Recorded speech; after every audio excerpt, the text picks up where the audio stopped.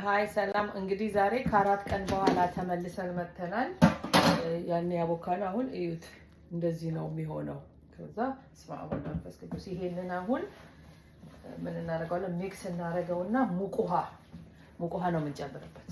ኦኬ ሶ እዚህ ጋር ማይሰን እዚህ ኦልሬዲ ውሃውን እንትን አድርጌዋለሁ፣ አፍልቼዋለሁ። በጣም ሙቅ ነው። ሶ ይሄንን ታያል ነው ሙቅ ውሃ ነው። ውሃ ጨመርኩበት።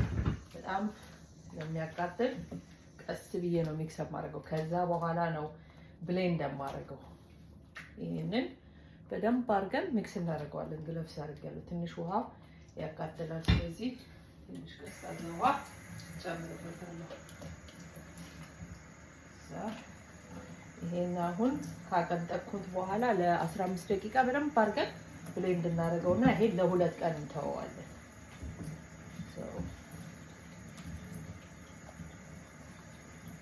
አሁን ያው ሚክስ እያደረኩት ነው። ግለፍስ ያወጣና ሞርጠን ውሃ ጨምርና እንዲቀጥል ማለት ነው።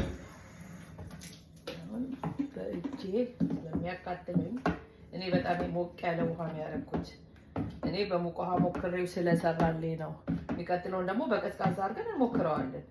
ይሄ አሁን በወፍራሙ ሲበጠበጥ የሚደረግ ነው። ስለዚህ አሁን ሚክስ እናደርግና ብሌንደር አለኝ። በብሌንደሩ በደንብ አድርገን አጥነን እንመታዋለን። ይሄን ራሱ አሁን አይ ቲንክ እንጋግረው ቆንጆ የሚሆን ይመስለኛል። እስቲ ላክጥንና ለማንኛውም እቺን ሴቭ ትንሽ አደርግና ሞክራታለሁ። ይሄ ወፍራም ነው። ስለዚህ ሞር ውሃ ጨምርና